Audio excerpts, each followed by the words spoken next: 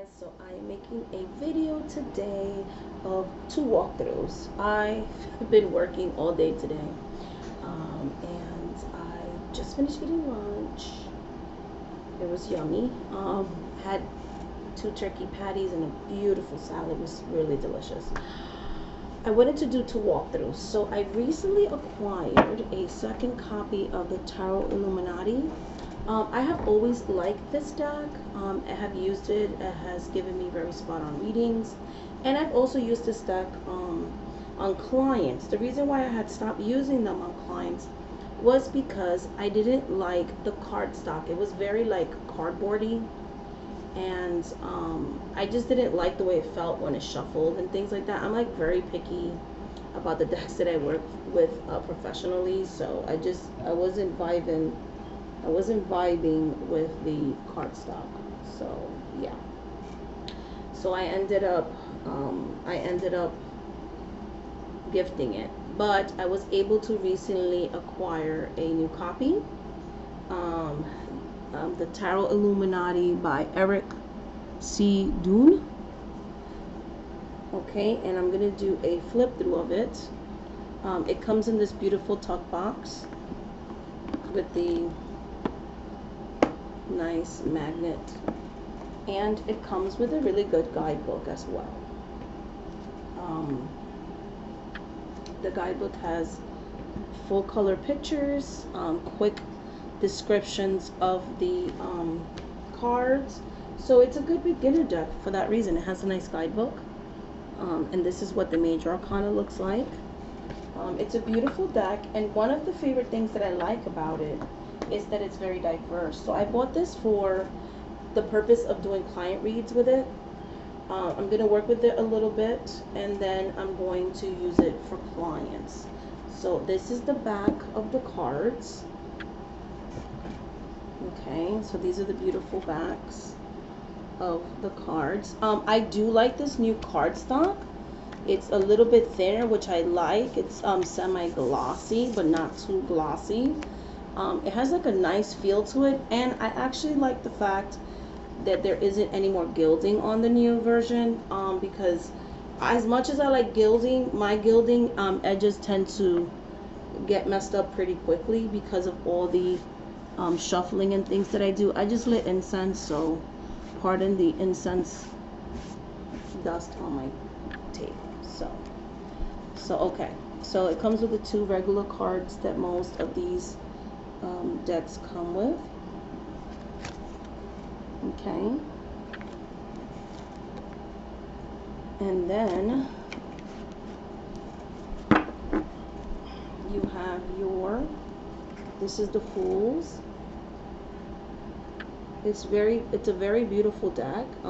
What I love about this deck is that while it's very opulent, very fancy, very beautiful, it's from the time period that I love tarot. It's ancient. It looks like very close to the Rider-Waite-Smith. So if Rider-Waite-Smith isn't your thing, I think this is a good one too. It may be busy for others, but I love how colorful this deck is. This is your Magician. Or in this deck, it's the Alchemist. The High Priestess. Look how gorgeous that is. The moon in the background. It has so many details. Empress.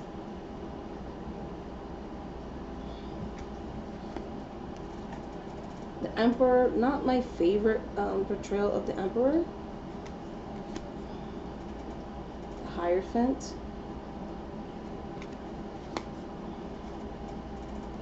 The Lovers.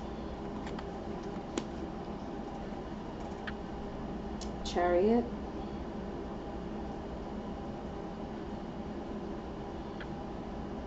It's just a beautiful, beautiful deck. This is Strength. So I really look forward to using this on my client reads. The Hermit. Hermit is gorgeous. The Wheel of Fortune.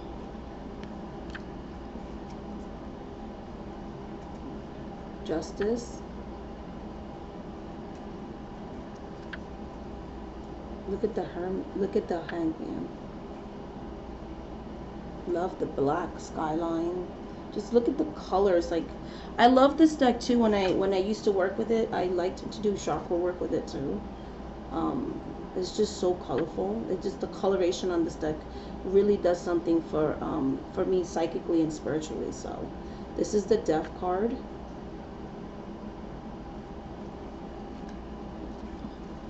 Not my favorite. Temperance.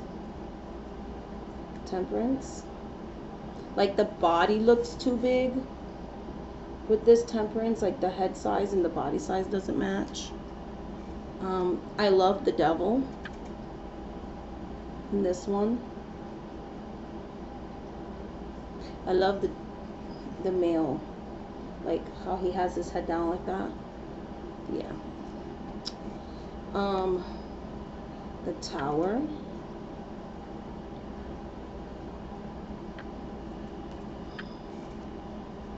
The Star. Not really crazy about the Star either. The Moon. I like the Moon. I like the face in the Moon. The Sun. I love the Sun card, so I love the baby. It's a cute little baby.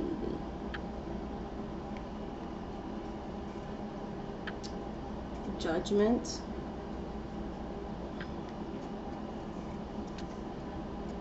World.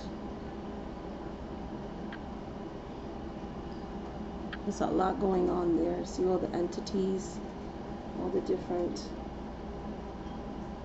spirits and the eagle. This is the Ace of Cups. I love the bird coming out of the Ace of Cups. I love the lilies. Two of Cups.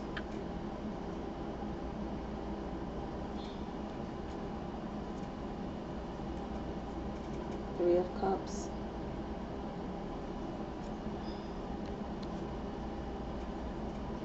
Four of Cups. I'm trying to not get the glare here. Five of Cups. Six of Cups.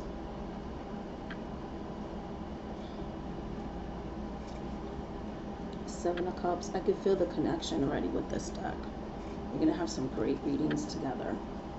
Eight of Cups. Nine of Cups. 10 of Cups. Princess of Cups. So you have your pages and your knights. So you have your princess and prince. So the core cards are a little different. You have your queen. You could just tell, like, they're very good with the elements on these. Like, you could, everything just looks really watery. I love the ship coming in. That's a really, I love the King of Cups. Now we're going into the Pentacles. And this deck does have diversity. So it's a good thing too, because now the Pentacles are portrayed by Asians. So we have the Two of Pentacles. Eight of Pentacles. But yet it still has that ancient feel from, like, I love ancient, like, civilizations and things like that. Like, I love that type of energy. Four of Pentacles. Five of Pentacles.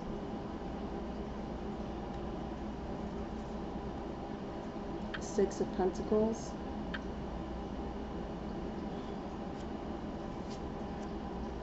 Seven of Pentacles.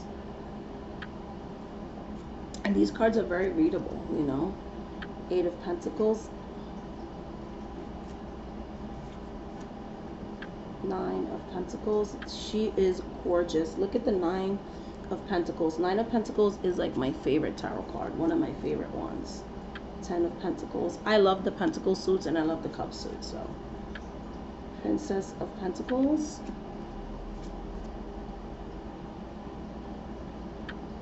Prince of Pentacles. It's gorgeous. There goes your Queen of Pentacles. It's beautiful. And your King, Emperor. It's gorgeousness. Now we have the Ace of Wands. I love the wand suit as well. And this has a very Middle Eastern, African type of energy. So I love that as well. Again, so you have some melanated people. It makes me happy. Three of Wands. Four of Wands. I'm trying to put it there so without the glare. It's a beautiful Four of Wands. Look at the beautiful background. We have the Five of Wands. You can really see all the fighting and stuff. Conflict. Six of Wands.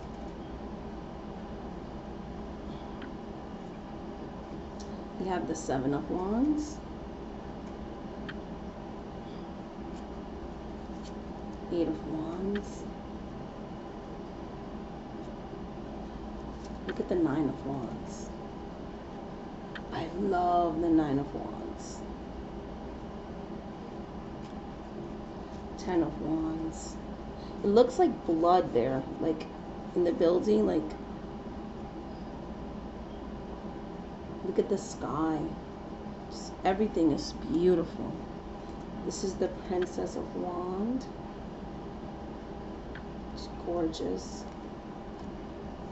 You have your Prince of Wands. You have your Queen of Wands. Look at the beautiful Queen of Wands. It's gorgeousness. Just everything about her.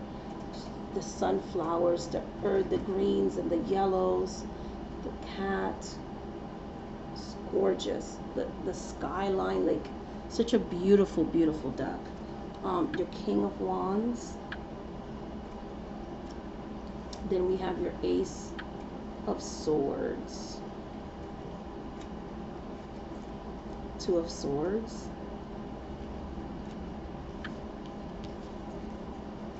Three of Swords. Four of Swords.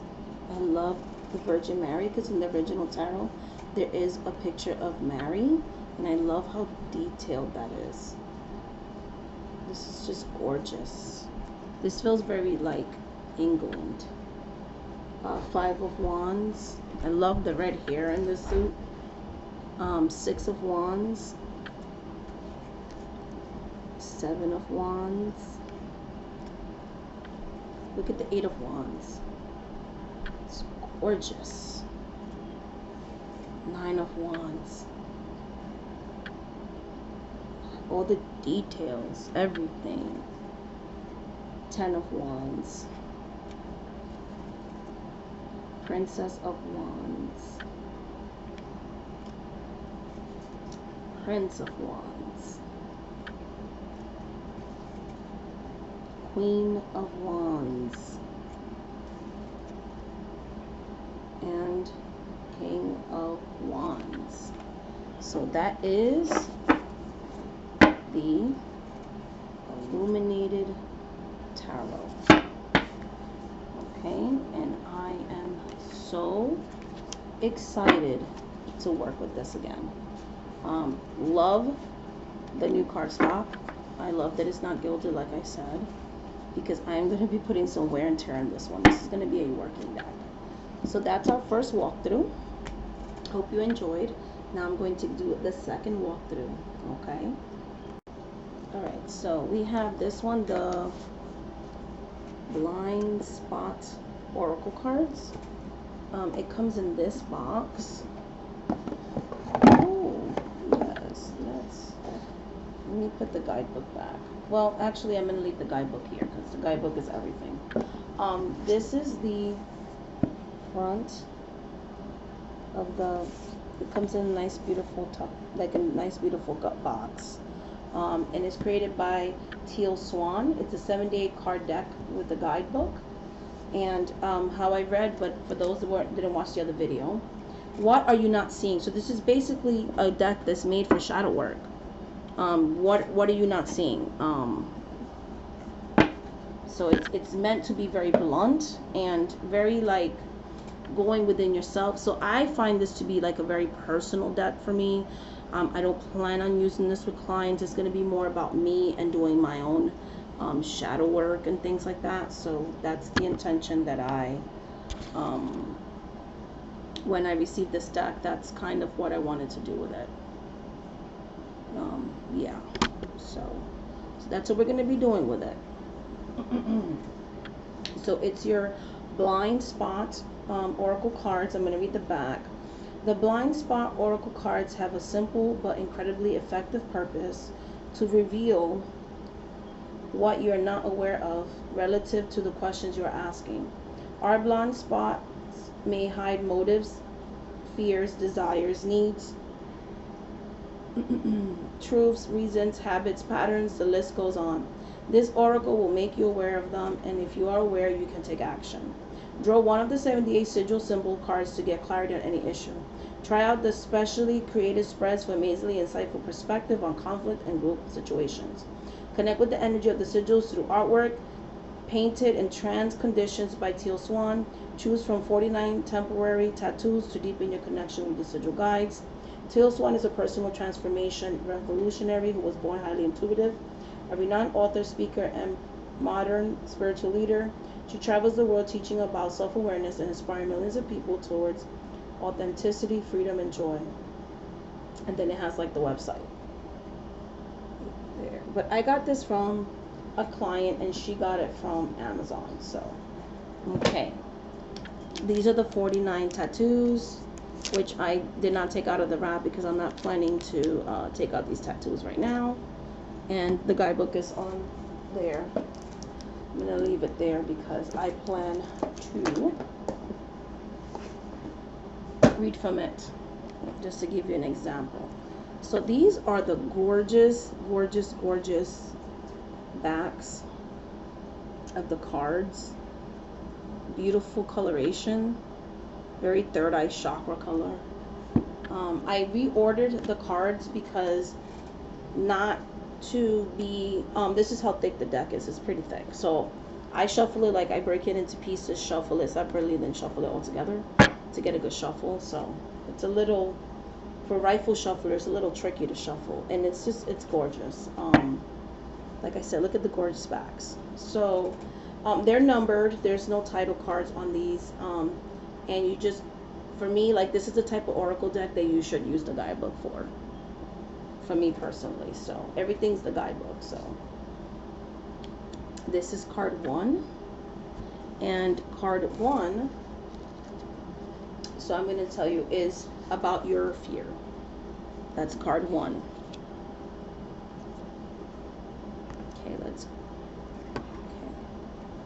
Okay, I had to put it in order because I'm one of those people, if I watch a walkthrough, it distracts me if the cards are out of order. 2 is all about your self-concept. 3 is all about their motives. 4 is all about your motives. 5, bulldozing. 6, your traumas. 7, meaning.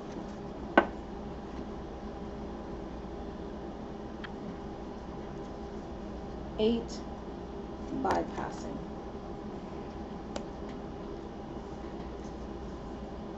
Coping is 9, and this is the sigil.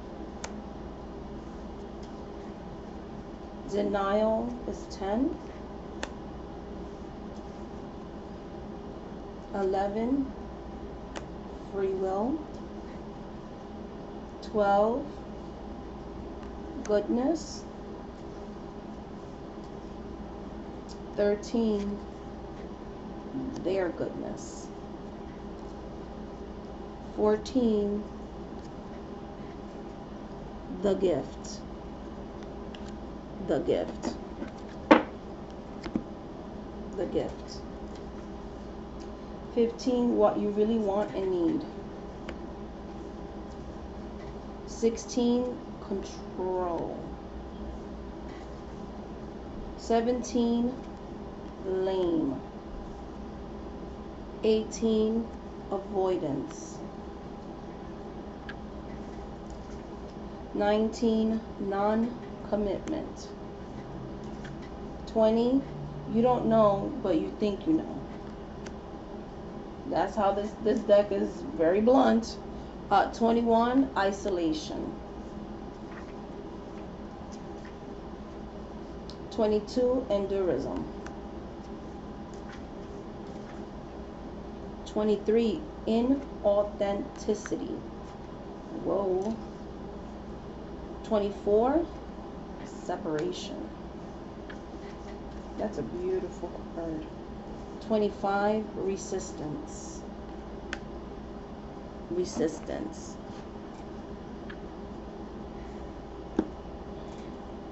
This is number 26. 26, impact. 27, bubble. 28, triangulation.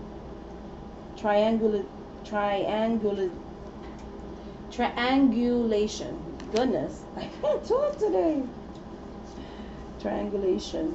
Short-term thinking is 30, so 29 is wanting to be right. 29 is wanting to be right. And 30 is short-term thinking. 31 is limits. Limits. 32 is judgment. 33 is shame. Shame. 34 is running away from emotion. Whoa.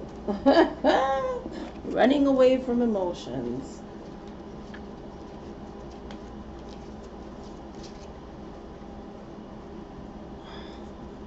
35. Desperation. Negative reinforcement patterns is number 36. 37 is wishing and willing harm. Wishing and willing harm. 38 is reactivity. 39 is duplicity. Duplicity. 40 is suppression. The sigil for suppression. And 41, chicanery. Chicanery. 42, others see it, you don't. Others see it, you don't. 43 is assumptions. Assumptions. 44 is all about expectations. 45 is the filter. The filter. 46 is the faulty compass. 47 is looking to the outside. Looking to the outside. 48 is scarcity. Scarcity. 49 is bias. Bias. 50 is automation.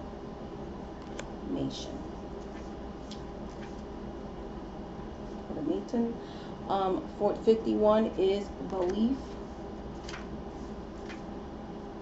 52 is overlay.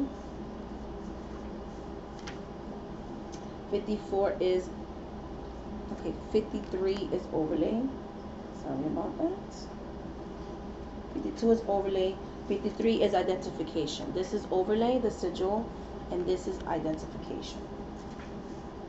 Okay, and 54 is the positive. 55 is not seeing the signs, not seeing the signs.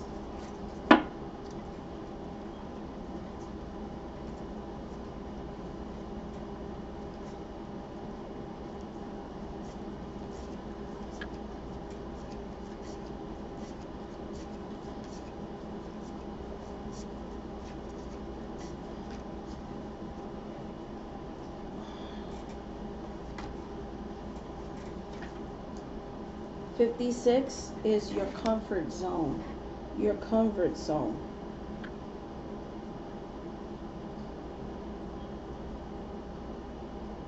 Okay, so I'm going to read one of the definitions. So I'm going to do 56 just to give you a taste of the guidebook. So 56 is the comfort zone. If you have drawn this sigil, you are not clearly seeing that so much of what you're doing is about your aversion to the unfamiliar. And sometimes aversion to the unfamiliar is the way to ensure you will never line up with what you truly desire and truly need. Things that are familiar feel safe to us. They feel known and predictable and comfortable and controllable. It is perfectly understandable why we gravitate towards things that are safe. But this can lead us to a life of limitation. When we are familiar with something like a culture, for example, we tend to have an aversion to contact with or use of ideas, practices, products, and even knowledge that exists outside that culture. That is so true. It doesn't take a genius to see how much of a problem that can be. The misconception people have about anyone who is afraid of getting out of their comfort zone is that they are afraid of the unknown. Knowledge is often used by the ego to keep itself away from the rocky seas of uncertainty. But the idea that anyone fears the unknown is totally false. You don't fear the unknown. If we truly fear the unknown, babies would fear everything, and they do not. What we fear is what we project into the unknown based on our previous experiences. When we are facing the unknown, the mind goes to work projecting its already acquired fears into the unknown to try to predict what lies there, and then goes to work trying to figure out how to avoid those fears. It is those projections that we fear. For example, if we quit a job that we have been working at for 10 years to do something radically new and different with our life, we are venturing into the unknown. Well, we don't fear that unknown in and of itself. We fear the potential failure and the fall from grace that we could experience socially by venturing into the unknown. We fear it because we have experienced the feeling of failure and fall from grace before and wish to avoid this feeling at all cost. And we fear the potential unwanted things we predict that the unknown could contain. If we learn to not project our fears into the unknown will no longer be scary. If you drawn this sigil, you are using the fears you are imagining exist outside your safety zone to validate your choice to stay in your safety zone. And so you are a prisoner to your own refusal to feel uncomfortable. Getting out of your safety zone, which is what you really need to do at this time, implies being willing to experience discomfort for the sake of your own expansion.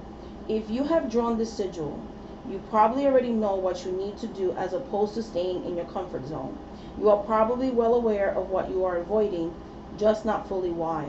Therefore, once you know what step you are being called to take that is outside your comfort zone, what feels like a stretch for you right now, you need to take it. I love it. 57. So like I said, this deck is very deep. Blinding pessimism. Blinding pessimism.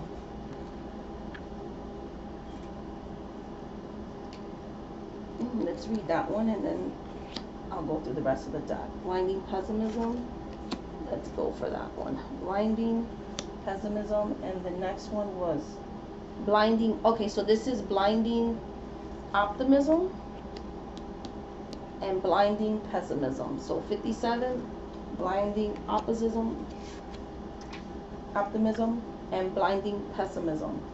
If you have drawn this sigil, it means that in the situation, your pessimism is blinding you to actual reality. There is a reason that we are pessimistic. We were not born pessimistic. It is a strategy to learn to adopt so as to minimize pain. It is a defense mechanism. This means if we are pessimistic in general, we have been deeply and repeatedly hurt in our lives. It is a guarantee that hurt came with crushing disappointment. It means that if you are pessimistic in this single situation, you are doing so to minimize pain, especially the potential of disappointment. People use pessimism as a way to explain bad events in a stable and predictable way. We tend to think bad events are caused by us, as if we can control them, and definitely occur predictably. Even though it is said that pessimism spreads helplessness, it is a strategy to try to avoid the painful helplessness of having a goal that you feel you cannot attain. Being excited only to be superbly disappointed and hoping only to find your hope shattered into 1,000 pieces. If you have drawn the sigil, it may benefit you at this time to also spend some time accepting in the energy of sigil 55 and coming to understand its message. In fact, this sigil 60 and 55, are like best friends. They love to be together and to co-teach. So basically, sigil 55, which is not seeing the signs, and 60, which is going to be superiority. So thinking you're superior to others. Interesting. Okay.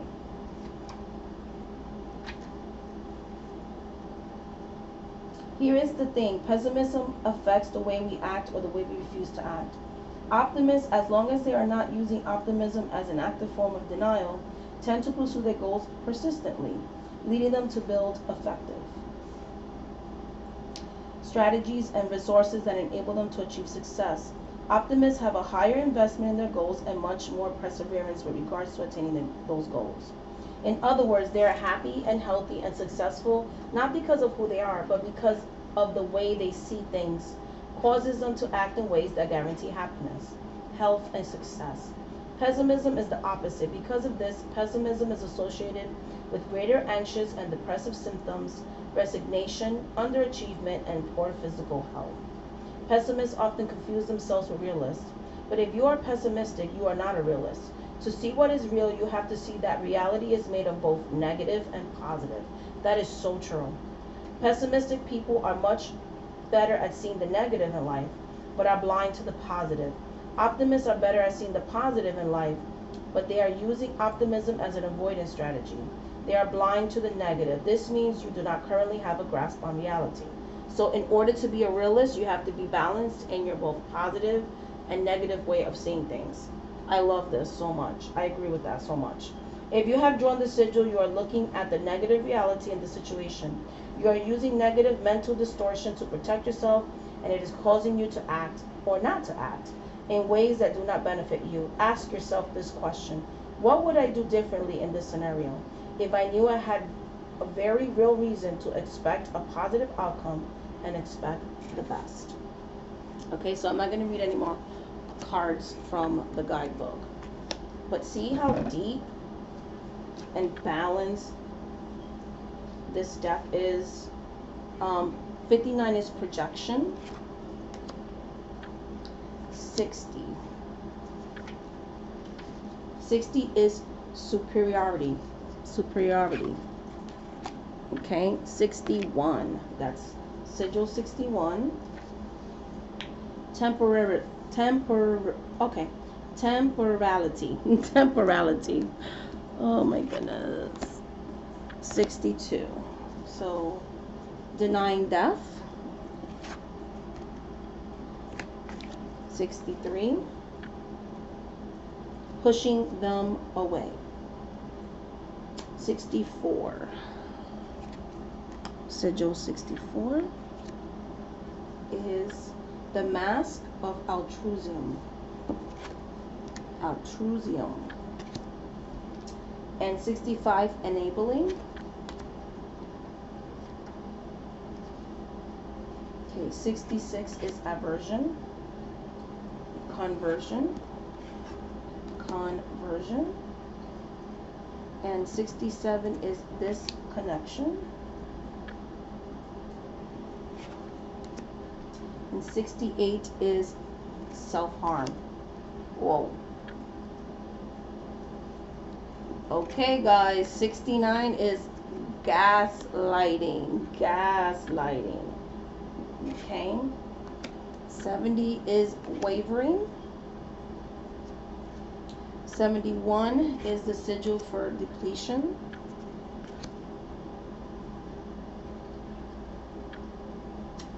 72 is for transcendental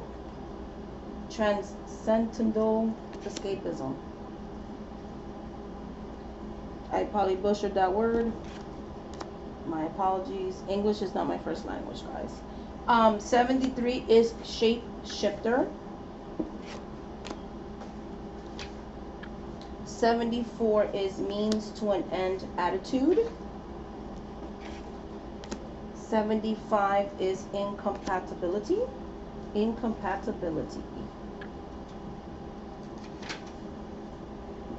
76 is deflection.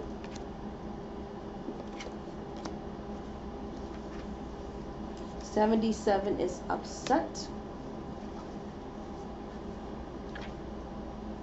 And 78 is self-preservation disguised as self-sabotage. So that just gives you an idea of the energy of this deck. Like I said, it is a gorgeous. I love the backs. Really great card stock. It is thick because it is, 78 cards, but truly beautiful. And I completely love it, and I cannot wait to work with this deck. So now the deck's out of order, but that's okay. But yeah, so thank you for watching. Much love, much light, much blessings. For those that are going to make fun of the way I pronounce things, like, I already know I have an accent. English isn't my first language, so I'm not really gonna feed into that. But anyways, for everybody else, thank you so much for watching this video, and until the next video, guys, bye.